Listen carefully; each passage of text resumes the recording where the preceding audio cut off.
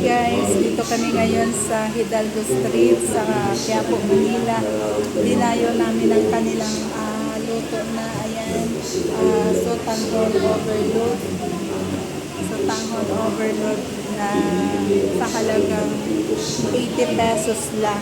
Busog ka na, may overload ka na guys. Ayan, yan yung ano nila.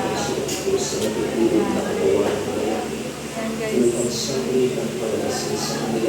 Sotanghon overload. Ayan.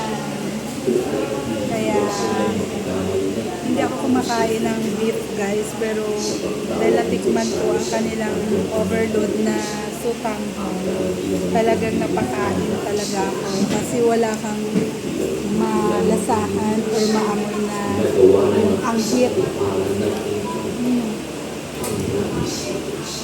Ang sarap guys. Kaya kung gusto nyo guys, pumunta kayo dito sa Hidalgo Street, dito lang sa may Quiapo, Manila, malapit sa church, para tikman nyo ang kanilang mga iba-ibang luto dito. Hindi lang sotanghon overload or sotanghon primos ang luto nila, marami pang iba at mapawaw kayo sa sarap.